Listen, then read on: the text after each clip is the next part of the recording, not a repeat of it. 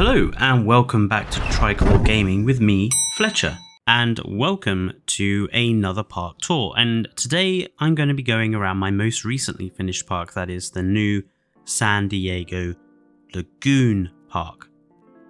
This is not the first Lagoon Park I've made, and not the first Lagoon Park I've made on the San Diego map, but this is the one that I am most happy with. And what I'm going to do is I'm going to go over, sort of the overhead shots, and we're going to take a walk around the park. And I'm going to go into the backstory because there is a bit of a story behind this particular park, which has dictated the building. And hopefully, as we go around, we're going to be able to give you guys some ideas of how you can build your own parks, both with using mods and without using mods. And if you like this sort of content, don't forget to give us a like, comment and subscribe if you're new here to Tricolor Gaming. So let's get started. So this is the whole of the park we can see from the overhead shot, and just for ease of referencing when I'm talking about the park, everything that is to the right hand side of the big gorge in the middle of the map you can see there, that's going to be the north of the park. And everything to the left-hand side of that big gorge is the south end of the park. So this is a park of two halves and a story, basically. The south end of the park is what I'm calling the old park. This is the first generation of park that was constructed. And I see this as a Jurassic World adjacent park. So this is a park built by Jurassic World's organisers in San Diego to make use of the land that InGen and subsequently Masrani then still owned. So the southern part of the park is the old park, the sort of first generation. It's been there the longest, and that's why it's perhaps a bit more compressed, a bit squeezed in, where they've sort of done a lot of development, where all the established trees and such are. The north end of the park, I've been inspired by what has happened to a lot of the British theme parks around here, Alton Towers and Legoland specifically, where the theme park has then become a resort park by the addition of sort of long stay hotels and weekend breaks and more exotic attractions and such. So the north end of the park is the new end of the park, the resort end of the park. So to begin, let's focus on obviously the old part of the park first, and we'll go into, again, it's an area of three halves, so let's have a look at it from above to begin with. So how is this end of the park made up? So at the bottom of the screen in the bottom left corner you have the entrance area with sort of, it's not the entrance, it's a mock entry area to the actual entrance, which I'll discuss in a second. And then you have your first animals. Then in the top, in the middle, you have the pterosaur cage area, and then and in that area you have quite a lot of amenities and attraction as well. And then in the bottom sort of right corner you have the other large tank area. And between these three zones what you have is the turtle tank, you have the large tank 1, and then you have ichthyosaur tank. So you have turtle tank, chronosaur tank or large tank number 1, and the ichthyosaur tank. And then obviously then you also have pterosaurs and a small dinosaur exhibit here too. So let's go to ground level and start with the entrance. So here we are at the entrance, and this is going to take some imagination because this is obviously the edge of the map.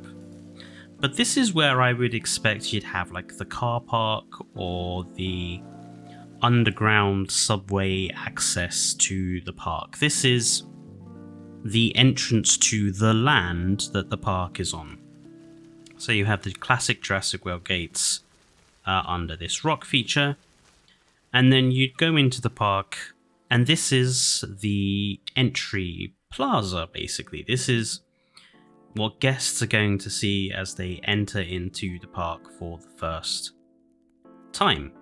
So you have this quite simple, wide open plaza with the flag poles, the flag obelisks, I should say, at either side. And then you have this central lake, fountains, and inside those fountains you have the you have a Nodosaur statue, and obviously the banner up the top as well. Plenty of foliage and plants, every rock planted in and bedded in, and liberal use of the ginkgos in order to provide us some green vegetation for this quite desert land. This area you have just a simple seating area and large statue and fountain. Brachiosaurs here just because it matches the statues you can see beyond this fence wall. I quite liked the idea of using sort of the opaque concrete path and then giving guests some little cut-off views in to see those statues. The statues obviously a wonderful mod, and being able to place them wherever I like, thanks to Kaidenic's Move It mod. But I see these areas as just basic sort of seating for people that perhaps just want to have a rest after coming off the train. And on the other side we basically have something similar with just a smaller fountain, and again we have a little cut through to some Parasaurolophus in there. Now this might be a lagoon park, but I didn't want it to be just about the lagoon animals. That's why we've used dinosaur statues here. And then this is technically the entrance. So each of these buildings, the actual entrance buildings, these are what I would foresee as the ticket offices. And you'd probably have one for sort of day visitors and one for the resort visitors. And again, making liberal use of the flag concrete pillars. I would love to have, you know, if we're talking about wish lists, I'd love to have sort of each one of these sections, so this small pillar and this large pillar, as just single placeable decorative structures, because I think that would, you know, those as separate placeable decorative items that you could place anywhere in your park, I think people would quite enjoy having them. And we've got some nice little rockery areas with foliage. And this is again something I would suggest people do with their parks. Just create nice little vegetated areas, gardens in their parks. Obviously it's easier to do with Kaidenic's mods, but you can do it without mods just as well. Create nice little gardens, just add some greenery, and don't forget to match, to vary, you know, the size and the colour of the foliage you're using, just to make your garden areas look very distinctive. So this is technically the entrance. This line here of floodlights, this is technically now we're in the park. And obviously the first thing at the park entrance is the gift shop, because a gift shop is always at the entrance. It's the last thing you go past and it's the first thing you see. So we have our gift shop here, and sticking to this side of the park, protected by this guard tower, we also have the staff facility zone, which obviously these locked gates would stop anyone going in if they're not allowed in there. And again, we have a nice little display area here, fallen logs and flowers, and the pterosaur statue that is backlit by some lighting. On the other side, we have the main amenities here, so food and drink. With, I thought I'd place like one big tree behind it and over it, just to provide some shade for those on the upper level.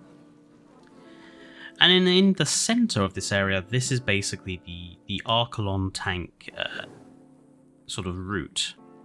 You have seating either side of this, with these the wonderful Jurassic Park mural walls, and we have a simple fountain with the Archelon statue in the middle, backlit in this nice green. And what I'll do after I do the general tour is I'll show off some areas of the park at nighttime, just so you can see what it looks like in the dark. Nice palm trees covering the seating areas, and then we have the actual Archelon tank viewing gallery with, you know, the Archelon over the top. Before we have a look at that, I'm going to do the walk around of the rest of this area. So these mural walls kind of divide off two routes. You have a route, the green lit route around the back, which provides an overlook to the Ichthyosaur tank and that area. And then this side, the blue lit side, it's just a seating area basically. Another seating area, very simple. Now just a few decorations to line the edge and a few tables. Again, not too many tables. You want people to have room to walk around and also not to feel sort of like they're being spied on by everybody else at each table. The same for over here. You've not got too many tables filling up the area. This end we have the statues and the Jurassic tour. I'll discuss the Jurassic tour separately in a minute, but this is just sort of the entrance area. So we have these nice trees, raised levels. So this is the standard tree level there. Kaidenix mod allows me to raise the tree level up, so you just have a little bit of height difference. Same on the other side with plenty of nice seating and stuff. And then that concrete wall protects this seating area from the vehicles on the other side. And again, it's just a simple seating area positioned around this central fountain, the Spinosaurus skeleton obviously there. Again, I see the seating areas being used for people that perhaps are waiting for a specific time of tour, or perhaps have just come off the tour and just want to sit down and relax. And then the last area sort of this entrance is just one of the toilet blocks with this sort of castle structure around it. And then you go into the Central Avenue and the tour ride, which again I'll discuss in a minute. So let's move on to looking at the Archelon tank in more detail. So here is the Archelon tank then. It's a single tank piece with one lagoon viewing gallery, Jurassic World style. I prefer the Jurassic World style lagoon galleries just because they don't have any bars across the windows on the lower section, so they look nicer when you're sort of having a look at the tank below water level. We have a line of vegetation just in front of that tank, just to provide a nice little something green to take away from all that concrete. And we have some shady bits at the back, so they reminded me of Archelon in sort of the general shape, and that basically covers up the position of the fish feeder. And then you have the Archelon island, and I would suggest, if you are using mods, that you do this to all of these positioned islands that things can rest on. Add some vegetation to them, because it really does make a big difference to how they look. And in here I think we have 4 Archelon, I think, or is it 5? I can't remember. I think it's 4 Archelon in this particular tank of 2 different pattern colours. And I think the people on stream wanted us to have a couple of male, a couple of females. No, there is 5. So there are 2 females, 2 males, and then there's a melanistic Archelon in here as well. So let's just go and have a look down here.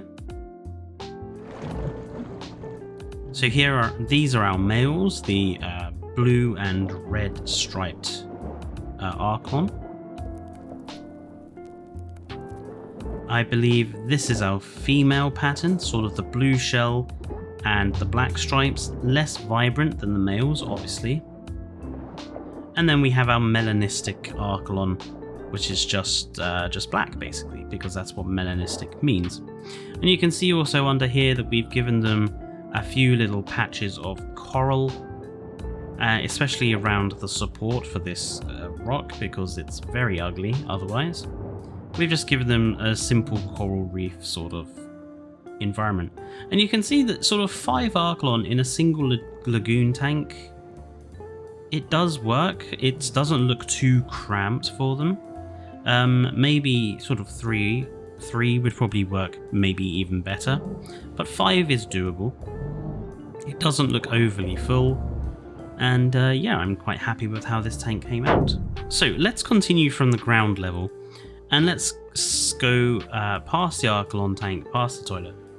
Now, this tour would be new. This is part of the resort development. So this monorail structure, this ridge line, the long route all the way north, this wouldn't have been here originally.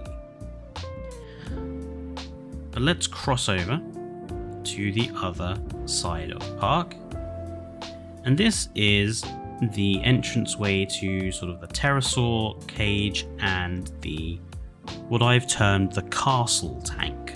And we've just got some flaming obelisks here with some simple garden planters. We've got plenty of dinosaur statues around in this ridgeline and in the vegetation. Again, just adds a little bit of interest. We've got a simple garden area here with just some planting and rocks and such. And then you come to this section, which is kind of like the grand entrance to the area. You've got the pterosaur tank there.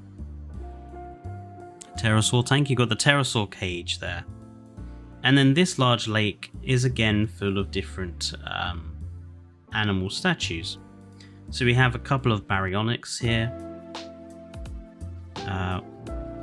The edge of the pterosaur cage is lined with fountains, and we have some pterosaurs and vegetation here. In the center we have a couple of Quetzalcoatlisks. I think they just look great. They're one of the most distinctive and biggest statues from the statue mod pack. At the front here we have a Camarasaurus having a bit of a wade. And then this little block here, we've just got a couple of Nothosaurs swimming around as well. Now, to access the rest of this particular area, you have to come down to this northern path. And you have the amenities line, where you have this lovely seating area and obelisks with the amber, and quite a lot of these castle features, because the tank itself, the castle tank, has a lot of them as well, so I wanted to keep the theming consistent throughout this part of the area. And all of these amenities, similar in coloration, the blue and the yellow, and the upper levels here overlooking the zone. And then we have the central sort of avenue. Well, actually, let's not do the avenue. Let's go and have a look at the pterosaur cage area first. So this cage is actually very large, as you can see from the overhead shots. I prefer pterosaur cages to be very big. And we have 3 of the Jurassic Park viewing areas, and outside each one you have a little seating area too. Nothing too huge or dramatic, just a simple seating area. And then, right, let's have a look at the pterosaur tank pterosaur tank, I keep calling it a pterosaur tank, I'm too used to lagoons. Let's have a look at the pterosaur cage in general, because it has a couple of interesting features. So just from above you can see how large the pterosaur cage actually is, and also you can see how it's connected to the rest of this area. So this particular lake is part of the river that runs through the pterosaur cage, and you can also see the pterosaur cage itself has a lagoon viewing dome in it. I love using the lagoon viewing dome as basically just a general viewing dome, because I think it works really well. It provides, an elevated position compared to the other viewing dome. So if you want to really have an environment where you've got quite big, tall animals, I would say this sort of dome works better. Whereas with the flying animals, I wanted the guests to be sort of closer to their height, the flying height. So that's why we got that. You can see in terms of design, it's quite simple. We have a sort of sandy beach at this end.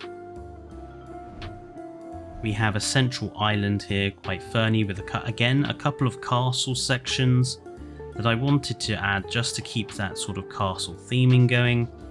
Again, thanks to Kaidenic, we've been able to create this sort of little ruin area here. This side I wanted to give just some pretend animal enrichment, so we've got basically a fountain here, but the way I see it is this would perhaps provide other types of food, maybe mussels, oysters, crabs, maybe that sort of thing, that you're not going to have in the actual fish feeders, which are located at the front here. And then we have generally more and more foliage as we get towards the back of the cage, primarily done just to hide the back of the cage from view from the viewing galleries. And we have two particular species of pterosaurs in here. Let's see if I can find some. We have the wonderful modded Genuinopterus, or Genuinopterus. I'm not very good with the naming. I love this particular mod species though. Absolutely brilliant. I'm just going to pause the game so I can show you guys the pattern. Lovely patterning with these stripes on the wings. And it has such a weird looking head with those massive teeth and such. And then living alongside the Genuinopterus, we have Barbaridactylus, which is one of my favourite pterosaurs as well. Not a mod species, obviously, but a better pteranodon than the pteranodon is in the game. And we have a couple of different colorations. We have the pink-crested one, but I think if we go over here, yes, we have my watermelon skin one, which is the lovely lime green and red coloration there. And yet they do avoid the viewing dome as well. They don't try and fly through it, which is nice. It means it has it works for this sort of thing. Let's stay in this though, so I can show you the middle of this area. So we have this sort of avenue down the middle, 3 separate garden areas in the middle, each one slightly different. And the idea is that this represents what you could do with no mods in the game. And then the middle one is what you can do with using a couple of mods. And then the one at the far end is, you know, what can you do if you're using all the mods you can? Pretty much. So we'll go and have a walk around those in a second. But while we're at this height, let's just have a look at this area on the other side with the castle tank there. We'll have a more dedicated look in a sec. But you can see here that each lagoon viewing gallery, we've got some statues of the animal in question, and seating areas as well as fountains. Plenty of lights here, so it's well lit. And then at the back we have an aquarium attraction. I see this as somewhere where we would probably have all those smaller species that are too small for the tanks. So, you know, Anomalocaris and Ammonites and Eurypterids and that sort of thing. You know, a prehistoric aquarium. So, let's go back to ground level and have a look at these gardens. So this is garden number 1, and this has been made without using any mods at all. So everything is distanced away from objects so as to not clip through them or clip into them at all. And we're not using anything that hasn't come with the base game already. We've just got, you know, the general statues in here, the general mix of plants and plants and lighting here from the Biosyn DLC, a nice little water feature. It's all doable without mods, and it makes for a fairly decent garden area and nice little walkthrough zone. If you're using a couple of mods, like Kyodenic's Move It mod, then you can make things much better. You can get things closer together, you can clip stuff together so you can make denser looking vegetation. And we've got a little fountain here with some pterosaurs flying out of it as a decorative item. And then if you're going really heavy with the mods, well, we can do something like this. So we've got a rock arch here, some dinosaur statues, some Kentrosaurus and some Tyrannosaurus backlit with lighting. And then under the rock statue again we have some Suchomimus here. And a couple of Archelon in their little rock feet, in their little water feature, which has been backed by these murals. And then you're at the aquarium. So yeah, like I said, obviously if you're using mods, you can create something that looks truly ecstatic. But even without mods, you can still make decent looking garden areas, which just add a little bit of interest to your parks. Right, let's go round and have a look at the castle tank. So this is the castle tank, the very large tank which forms the rest of this particular area, and you have the gorge off the back there. And you can see why it's called the castle tank, primarily because I've gone for the monorail structures behind it. But we have this large central island with this mock little castle on it. And it's well decorated with a Spinosaurus and a couple of pterosaur skeletons. But this central island also works as the mounting point for the shark feeders here. And inside we have a number of Kronosaurus, because I wanted to get away from using the Mosasaur. So let's go and have a look at the below ground level.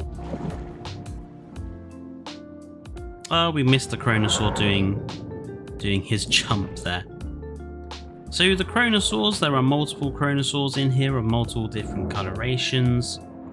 We have some Liplorodon patterned, walking with dinosaurs Liplorodon patterned ones, as well as a couple of other colorations in here. The central island itself is decorated with coral around it, and I've used some hastily positioned terrain to try to cover up the positioning of those shark feeders.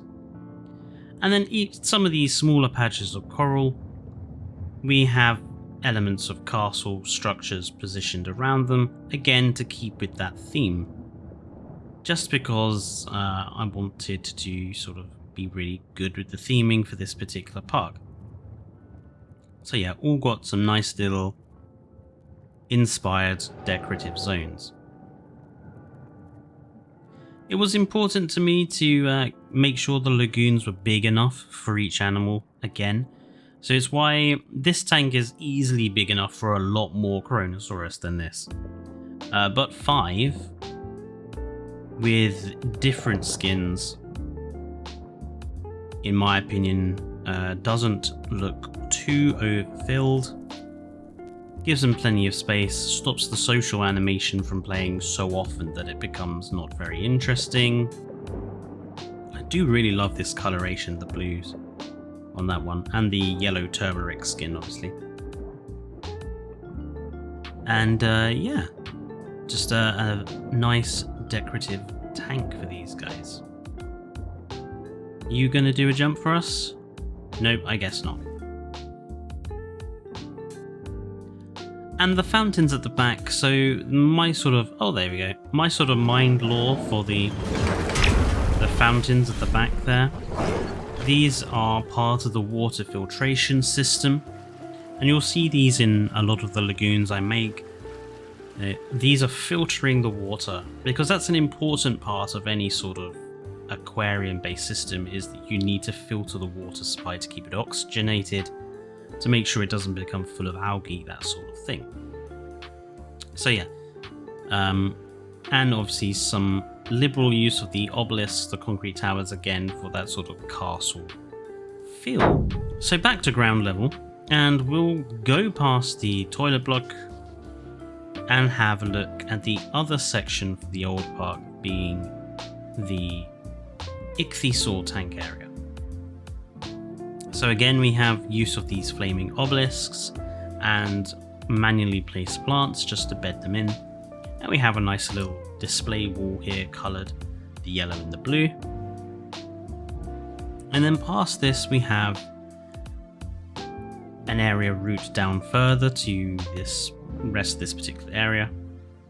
But along here we do also have just a simple seating area and fountain with an obelisk and castle zone there. And I see this security camera here is actually an attraction. So if you're a young child or something, you can go in and there'd be like a display or something here, and you can turn the camera around and have a look at the rest of the park. Again, imagination is important for this game. Right, let's go down and have a look at this area. So we have some dinosaurs here. Some Nigersaurus. They're a fairly undangerous animal, so I felt that it was okay just to have a simple planter feature in front just to keep them in their enclosure. Obviously there's invisible fencing that you cannot see that stops them from getting out entirely. And again, I think we went with male and female varieties, so the darker coloured variety is the males and the lighter coloured variety is the females.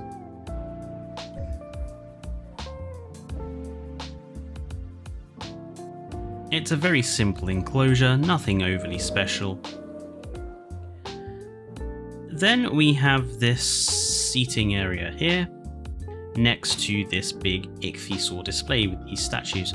Now I've got plenty of blue lights down here, because I wanted to make it look like these coral positions, some of them have fish floating around them. And we know that Jurassic World had hologram technology or holographic technology. So all the fish you see floating around the coral, it's actually just holographic fish. And the statues are real, but would perhaps have holographic sort of displays or holographic skin. Again, using imagination, we've got Shonisaurus and Ichthyosaurus in here. And then we have the amenities block.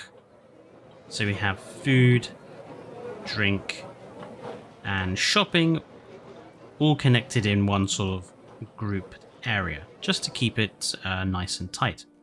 And then we have the tank for the ichthyosaurs. We have, again, a nice little seating area with some palm trees and blue lighting.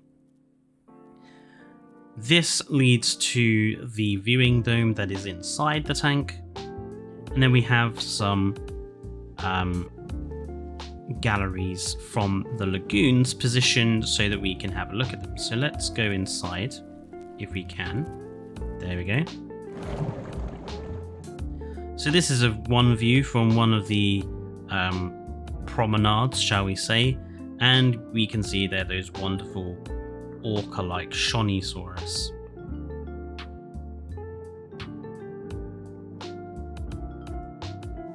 Let's go and have a look from the viewing dome.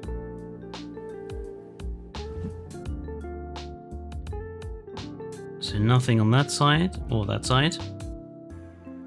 This is the better lit side, so there you go, you can just about see the windows of the aviary galleries.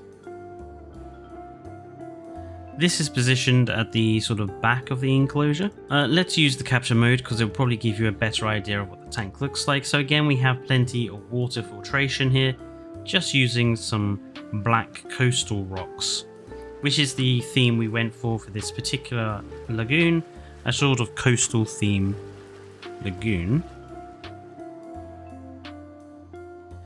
And again, we have another island here with Jurassic Park gate and a little Quetzalcoatlus, which is lit again, just for something nice to see.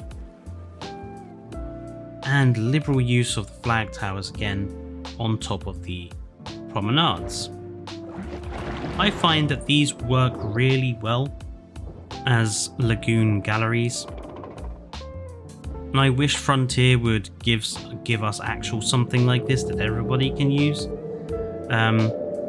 Because I think these work really, really well. And I think there's 3 in here positioned, giving some really good views of the Shonisaurus and Ichthyosaurus. I wanted to combine these 2 species together, even though they're from different time periods, because, you know, they're representative of a very primitive Ichthyosaur species and a less primitive Ichthyosaur species, but also the size difference between them works really well too. The actual, in terms of decoration, we went for a coral reef in the middle with a few little patches of further decoration, cages, boats and rocks, that sort of thing. But again, this tank I think is way too big to decorate the entirety of, so it's why we are fairly limiting the decorative aspects to just a particular few zones of the tank. All the Shonisaurus have the same skin, this wonderful blue pattern with the black and white, the orc pattern. And the Ichthyosaurs, I think we went for just randomized skins, so they're all a slightly different coloration. Yeah, another tank which I'm very happy with how it turned out. So that was the whole of the old park, the south end of the park.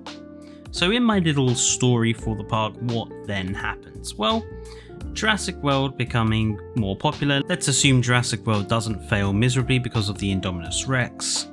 So what later happens? Well, Masrani would have gained the land in San Diego when they brought InGen. We don't know specifically what happened to what was left of the San Diego park after the events of the Lost World, so I like to think that it was still on the books as basically a dump site for InGen, and when the company went bust and was brought by Masrani then gained access to the land. And for a time, it ran this quite small established park, but Masrani wanted to make the San Diego park a proper resort like Jurassic World, somewhere closer that was easier to get to, that also specialized in the sea, the aquatic creatures that obviously Jurassic World had a couple of. And so we have the construction of the north end of the park, the resort end of the park. And the difference is quite night and day. It's a lot larger, it's more open. The actual space is given to people, it's bigger, wider. But you can also see there's fewer trees, there's less vegetation. It's not as bedded in, that's because it's brand new, so there's not been a lot of development for this particular part of the park. But you can also see we've got more decorative elements with the monorail and the path arts. And we also have the wonderful resort end, the hotel end of this area itself,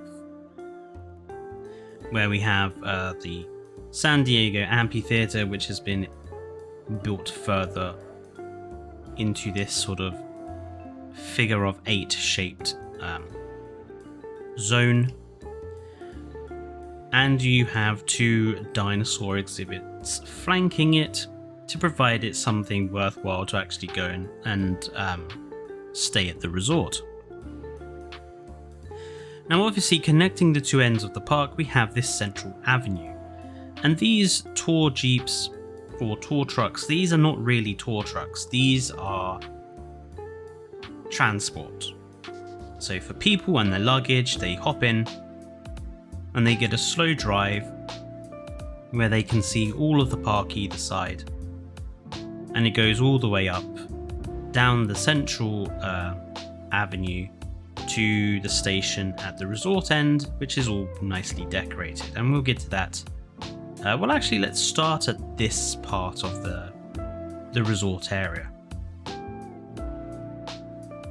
I think I'm going to stay in capture view as well, just because it's slightly easier to move around and show you guys the park. So Again, we've got plenty of flagpoles here just for decoration. And the tour trucks enter through these little castle sections. We have a lit Jurassic Park sign. They cross the path into the resort station area. This is what I'm calling this area. And again, we have plenty of obelisks here, flaming obelisks. And on these large aviary perches, we have statues of big carnivores. We have the Acrocathosaurus, which is actually over there, and Albertosaurus, just as a nice little touch there. And then the station area itself, nicely decorated, plenty of rocks, plenty of foliage, and a couple of tables and chairs outside.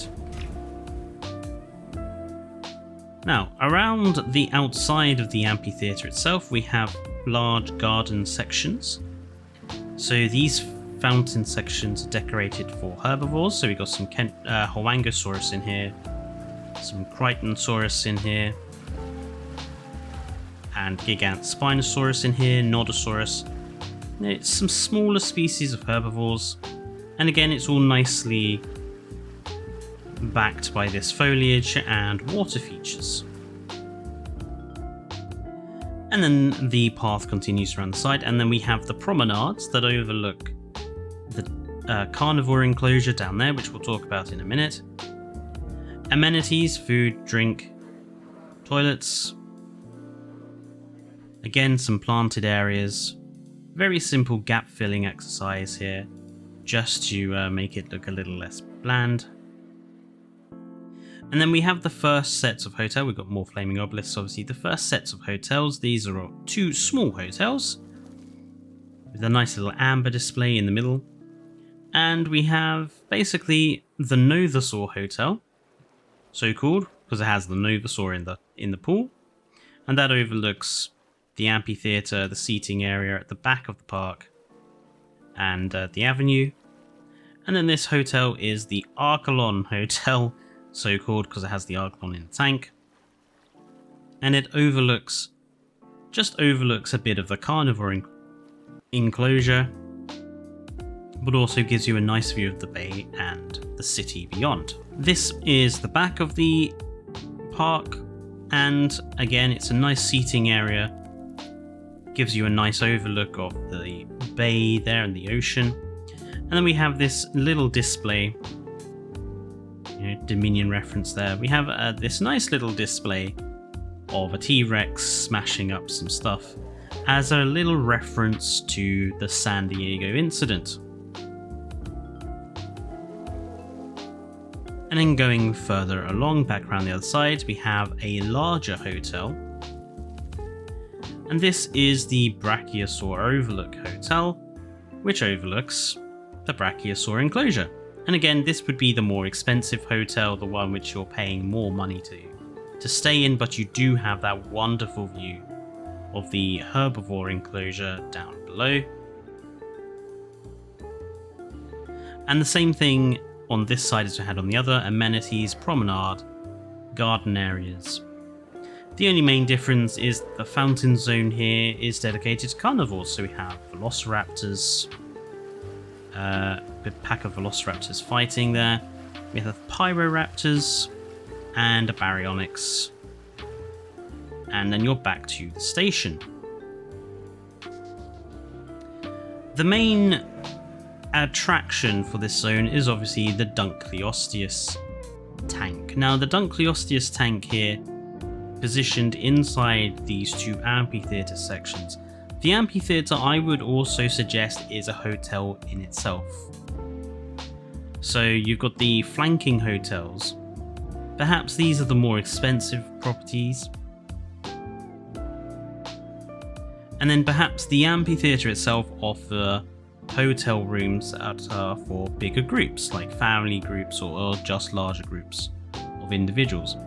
And I would, in my headcanon, so each one of these floors with these balconies is a suite of rooms. So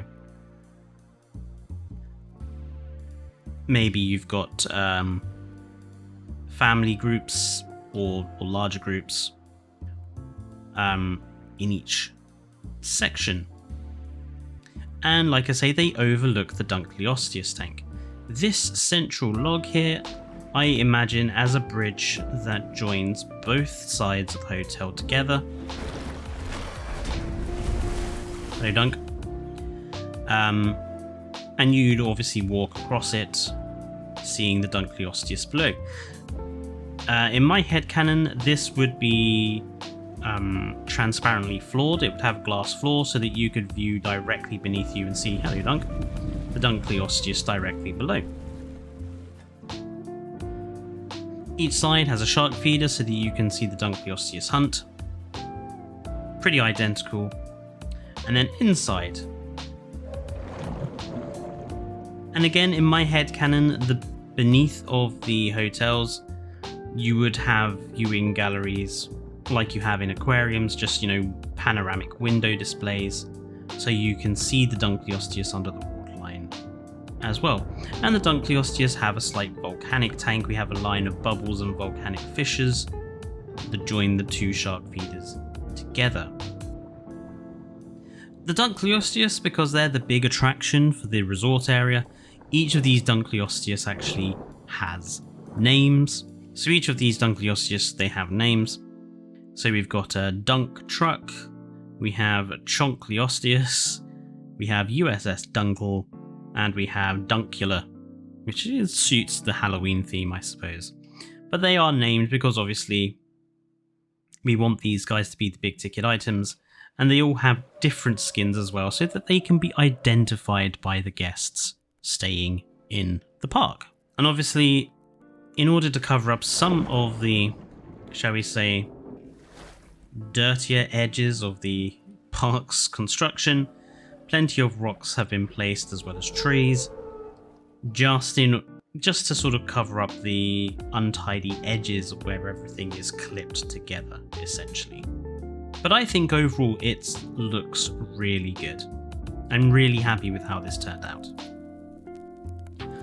So what about the promenades?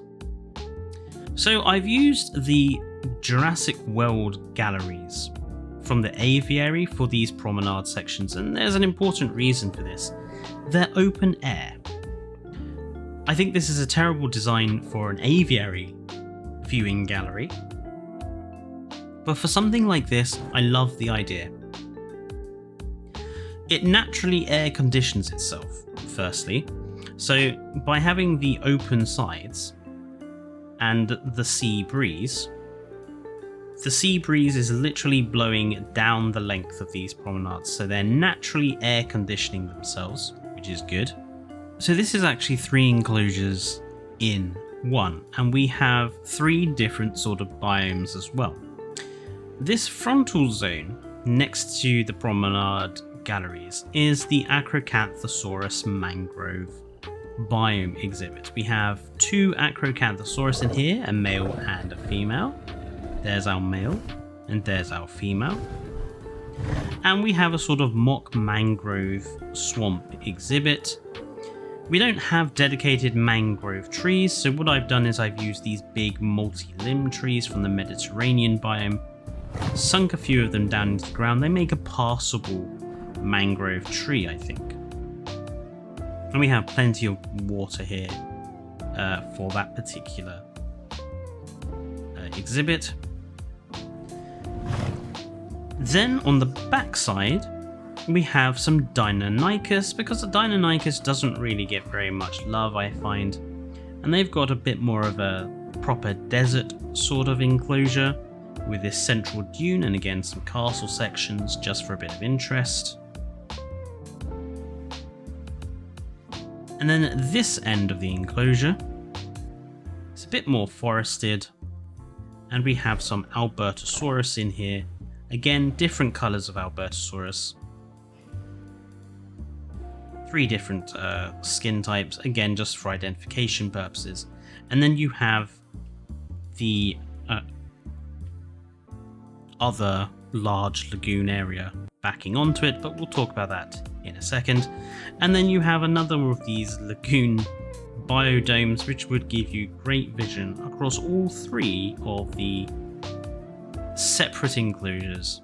And I've done my best to hide the invisible fencing so it does look like it's all one big enclosure.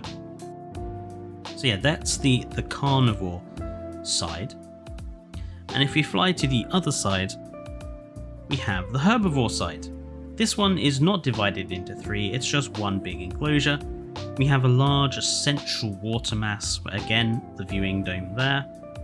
And we have a mixture of animals in here. We have 2 Brachiosaurus with the wonderful pattern and colours of the Shonisaurus, which is again another mod, but I think it really improves how the Brachiosaurus look because I think they're a bit dull in the base game. We have some Nasutoceratops, the lovely blue coloration on the frill, and some Edmontosaurus, these wonderful watermelon-skinned Edmontosaurus. Again, bright and vivid. And there's a couple of Polacanthus in here as well, just mingling around.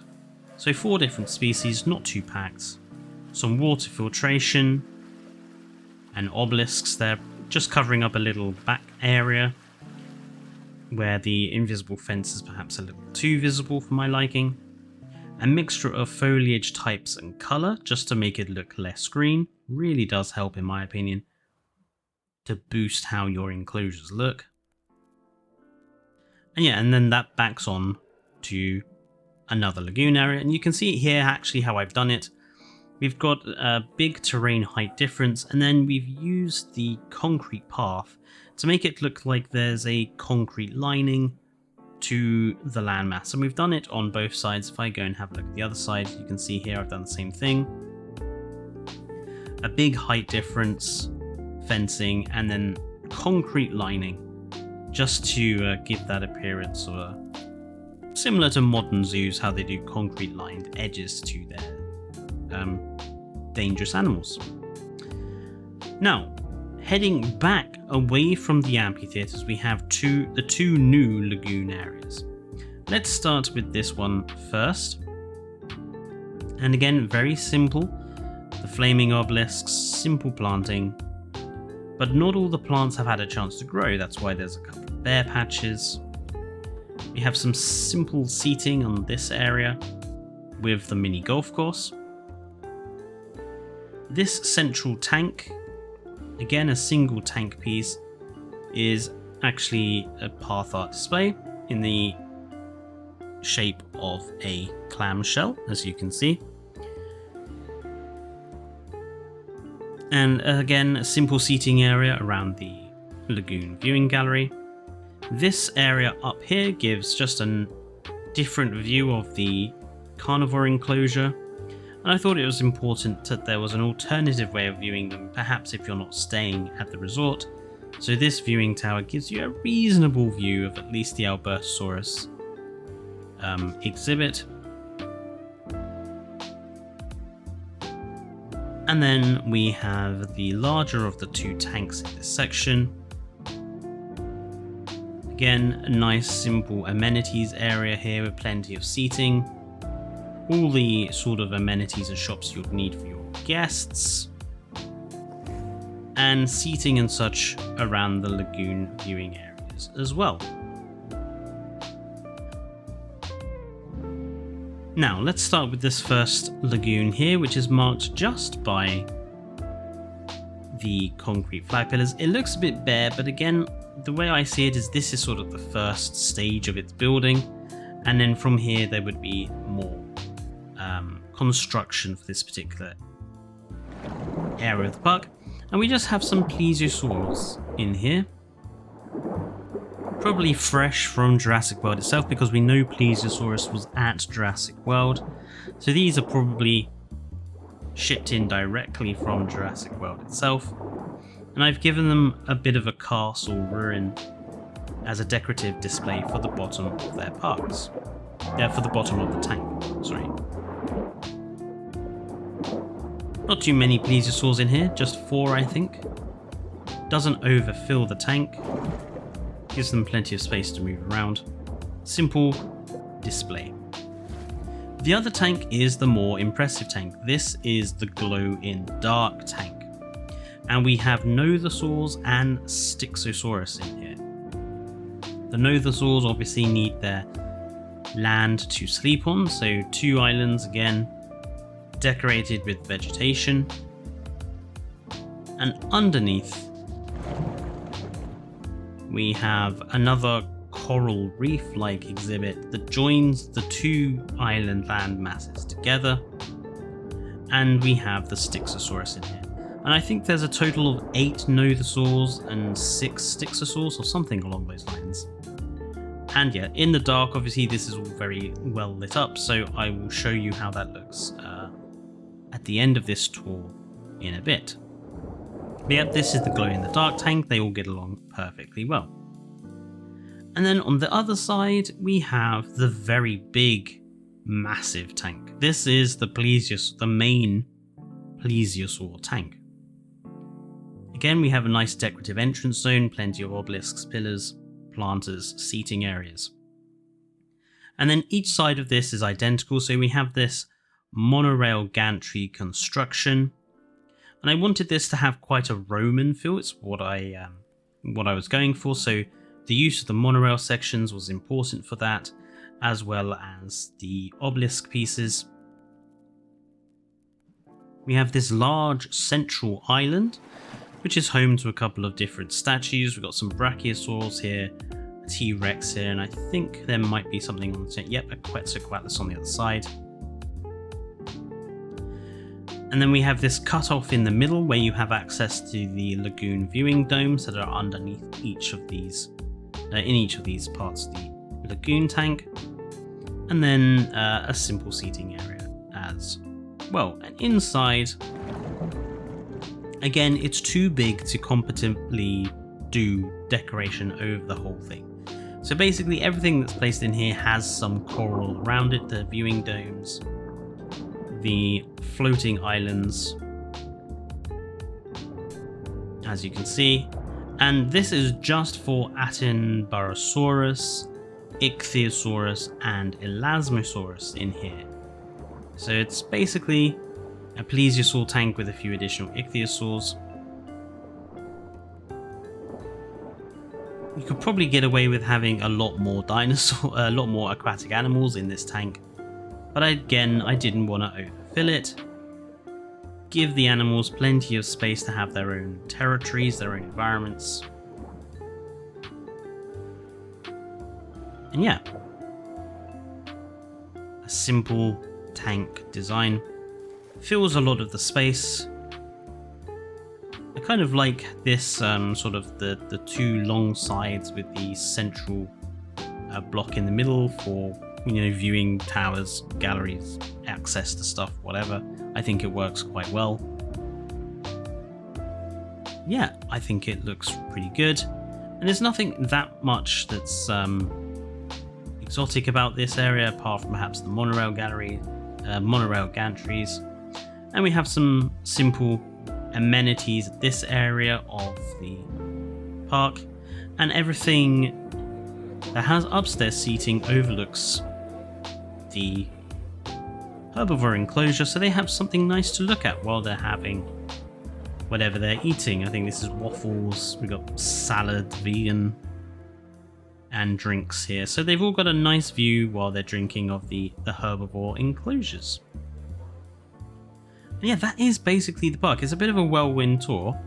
I've been talking quite high-paced for a while, so I do apologise. But overall, I think this really works really well as a lagoon park. A park of 2 different sides, the newer side and the older side. And I'm really happy with how some of these zones turned out, especially the Dunkleosteus Amphitheatre and around the pterosaur cage there. It's not perfect, there's quite a lot I would probably change if I was doing this again, but on the whole I'm happy with it. Now what I'm going to do is I'm going to turn the time of day to nighttime, and we'll have a look at some of these zones in the dark quickly. So here we are in the dark. As you can see, it's all quite nicely lit as it is, but let's have a look at some of these places at ground level. So here is our entrance area. pretty simply lit. I've gone for white for all of the lighting around here. Floodlit entrance areas, just to make them bright and distinct. And then in here, so all of the amenities have this nice orange-like lantern glow to them. It really works well, I think. Quite a warm light. Our Arglon fountain there, lit in the green. And this is what I mean by the green side and the blue side, light blue side being for the seating, the green side being for the overlook. I think it works very well, actually. Let's have a quick look in the Arclon tank. As you can see how I've done the lighting here. Plenty of different colours around the coral just to make it look bioluminescent. I think it works very nicely. Let's go have a look at the pterosaur side. Those flaming obelisks. Here's that central island. So everyone has a slightly different colour. We got yellows for the baryonyx. We got blue and green for the Baryodactylus there in the back. We have a nice orange and red for the quets. Again, nice blue for the Camarasaurus and vivid pink for the Nodhosaurs. This is our seating area for the amenities. Again, simply lit by the obelisks and the bright lights of the amenities themselves. Our non-modded avenue with the blue lights. Our slightly modded one just lit by the fountain. And then our very modded one lit by backlit blue and orange there for the dinosaurs, pink in the rock arch, red for the Suchomimus, just white lights for behind the Archelon. Simple lighting around the rest of the pterosaur tank. Again, the pterosaur tank has no lights inside. If I was going to put them, I would probably put a few around the castle ruins just to show them off in the dark. And obviously the lighting for the viewing dome is the only main light source in here. Simple white light for the Chronosaurus seating areas. And then inside, so we have well lit castle ruin by floodlight. And then inside the tank, again, simple lighting, red and greens, around the castle ruins and the coral, just to bed it in.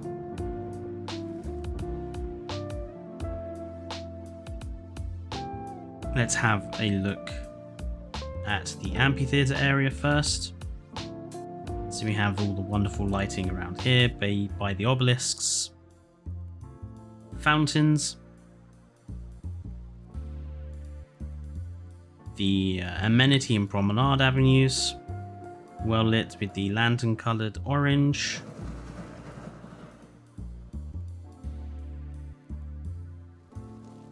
The hotels. The red and orange lighting around the T-Rex statue there. Same thing on this side. Again, the red in the fountains. The herbivore enclosure, not massively overlit, just got the viewing dome and the obelisks there. Carnivore enclosure wanted to do something a little bit different, so most of it is dark apart from the mangroves. I put a couple of floodlights here just to show the Acrocanthosaurus off better in the dark. And the amphitheatre obviously is lit by the massive floodlights. And underneath, the volcanic area lit with reds and yellows.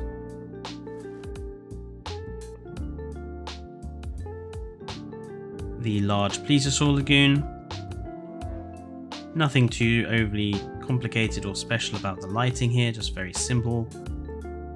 I'd probably put a floodlight in the middle of this island just to highlight all the animals better.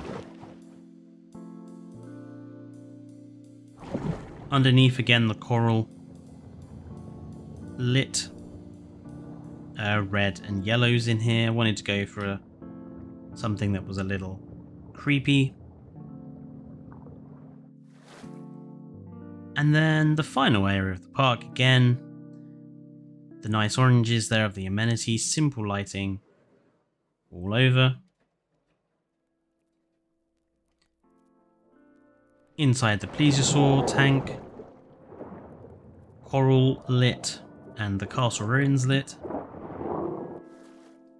And then obviously the most important tank for this sort of condition, glow-in-the-dark tank.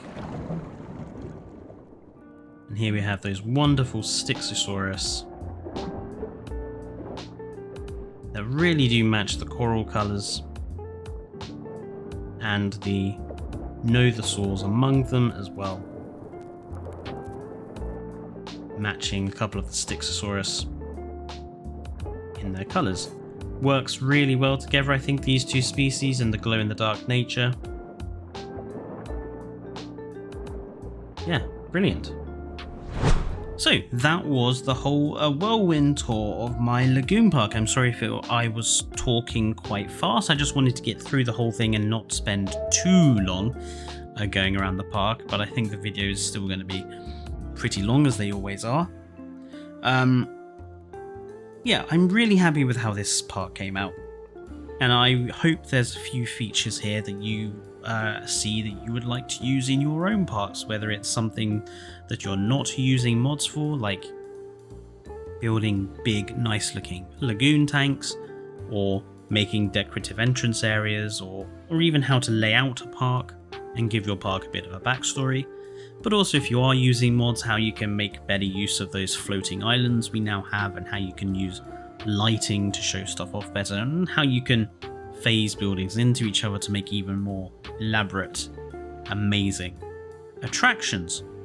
If you've liked this and you want to see more, don't forget to like and subscribe if you're new here, and comment down below as to what is your favourite part of this particular park.